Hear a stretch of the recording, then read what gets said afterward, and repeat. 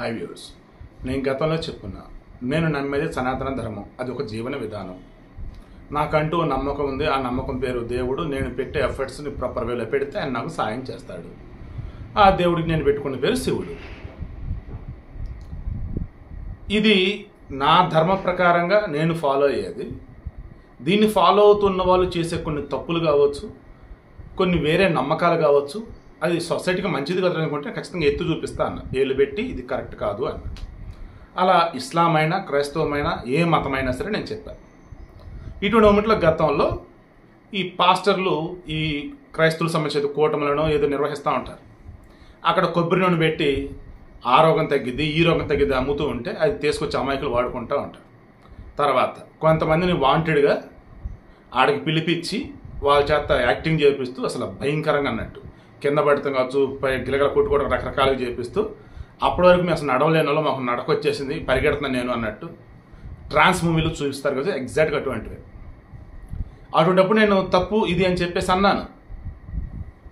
ఇప్పుడు అలాగే నాకు గరుడ ప్రసాదం అని చెప్పేసి చిలుకూరు బాలాజీ టెంపుల్ ఈరోజు మార్నింగ్ 7 నుంచి 9 మధ్య ఇస్తామని చెప్పారట. దానికి ఎంతమంది వచ్చారు తెలుసా? వాళ్ళు అరౌండ్ అనౌన్స్ చేసిన 6 నుంచి 9,000 మంది అంతే. నాకు తెలిసి 9,000 ఆర్ 6,000 అంతే. అంత సరే 10,000 పెట్టుకుందాం. మార్నింగ్ కిలోమీటర్ కొద్ది ట్రాఫిక్ జామ్. ఆ చిలుకూరు బాలాజీ టెంపుల్కి వెళ్ళే చుట్టుపక్కల రోడ్లన్నీ బ్లాక్. ఎందుకు ఏంటంటే కార్లేంటి, బైక్లేంటి, ఆటోలేంటి, ఓరి దేవుడా వేల జనాలు వచ్చారు. ఎందుకంటే సంతానం ప్రసాదం.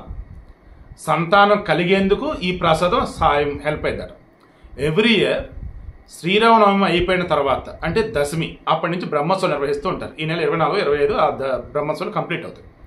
అందులో భాగంగా ఈరోజు ఈ గరుడ ప్రసాదం ఇస్తున్నామని చెప్తున్నారు. ఈ గరుడ ప్రసాదం వచ్చేసి సంతానోత్పత్తికి దోహదం చేసింది. అంటే బిడ్డలు లేని వారికి ఈ గరుడ ప్రసాదం తింటే బిడ్డలు పుడతారన్నది. నేను మరలా చెప్తున్నా, వెళ్ళారు, అకేషన్ వాళ్ళు ఇచ్చారు, తీసుకున్నారు, వచ్చారు, ఓకే గుడ్, అది ప్రసాదం.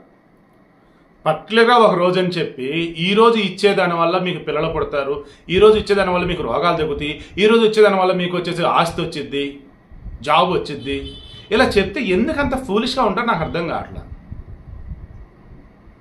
క్రైస్తవుల విషయంలో నేను చాలా సందర్భాలు ఏమంటారు, పాపం అమాయకులు చాలామంది సరిగా చదువుకునేటువంటి వాళ్ళు, అందులో కూడా మరలా ఎస్సీ ఎస్టీలు పాపం ఎక్కువ ఉంటూ ఉంటారు. ఎన్ని తరాలుగా 100 సంవత్సరాల పాపం అదే ఇబ్బంది పడుతున్నారు వాళ్ళు. ఆ బ్రిటిష్ వాడు వెళ్తా ఆ మతాన్ని వీళ్ళకి అంటగట్టి వెళ్ళాడు. పాపం వీళ్ళేమో ఆ పైన మతాధికారులు ఏం చెప్తే చేస్తా ఉన్నారు. ఏందా ఏదంతా అంటున్నా.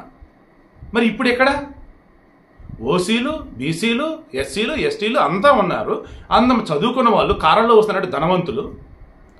అరే సవ్యంగా భార్యాభర్త మధ్య ప్రేమ అనురాగాలు ఉండి సెక్సువల్గా కలుస్తూ ఉంటే బిడ్డలు పుడతారు. లేదు, డాక్టర్ని కలిస్తే సమస్య ఏంటి, స్త్రీలోనా పురుషుల్లోనా చెప్తే అందుకు ట్రీట్మెంటు అంటే సరిపోతుంది. అంతేగాని ఈ రకంగానా బిడ్డలు పుడతానికి గరుడ ప్రసాదం ఇస్తున్నారని వేలం జనాలు రావటమా? సీరియస్లీ నా భలే బాధేసింది ఉదయం అయితే చూడగానే. నేను ఆ మతంలో తప్పు అని ఎత్తి చూపుతున్నానే, మరి ఈ మతంలో ఉన్నది ఏంట్రా బాబు అనిపించింది. సో ఇక నాకు అనిపించింది, ఏ మతంలో అయినా సరే బ్లైండ్గా జనాలు ఉన్నంత కాలం, వాడు డబ్బునుడైనా కోటీసుడైనా వాడు బ్లైండ్గా ఉన్నాడంటే ఇంకా అవతల వాళ్ళు కొత్త కనిపెడుతూనే ఉంటారు.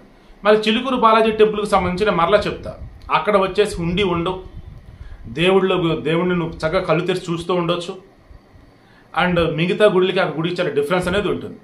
బట్ ఈరోజు వాళ్ళు చెప్పింది ఏదైతే ఉందో, మరి ఎందుకు సంతానానికి ఈ ప్రసాదం హెల్ప్ అవుతుందని అన్నారో, మరి వాళ్ళు ఏ ఉద్దేశంతో అలా చెప్పారో, ఎంతమందికి ఇస్తారంటే 2,000 మంది అటెండ్ అయ్యారు. దేవుడా, ఎర్లీ మార్నింగ్ 3:34 నుంచి స్టార్ట్ చేశారంట జనాలు ఆడికి వెళ్ళటం. అండ్ ఆ మధ్యలో కాసేపు ఆపారంట, మరి ప్రసాదం లేదు అయిపోయిందని చెప్పేసి. జనాలు ఇంకా ఉన్నాయి. మీరు చెప్పండి, మతం ఏదైనా సరే ఇంత బ్లైండ్గా ఉండాలా? ఈవెన్ సినిమాల్లో కూడా కామెడీ కూడా చెబుతూ ఉంటాడు.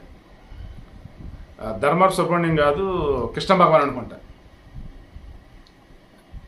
ఇట్లా ప్రసాదం సమేద అంటే ముందు కాపురం చేయమ్మా ఇది కాదని చెప్తాడు. కొండవాళ్ళ సాయం వస్తుంది మళ్ళీ.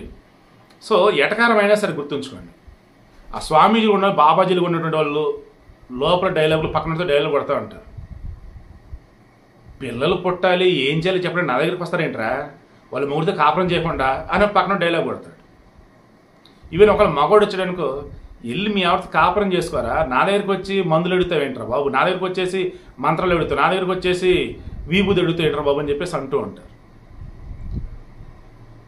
సీరియస్లీ చాలా అంటే చాలా ఇరిటేటింగ్ అనిపించింది ఎప్పుడైతే ఇన్ని వేల మంది ఆ రకంగా వెళ్ళారు అనగానే.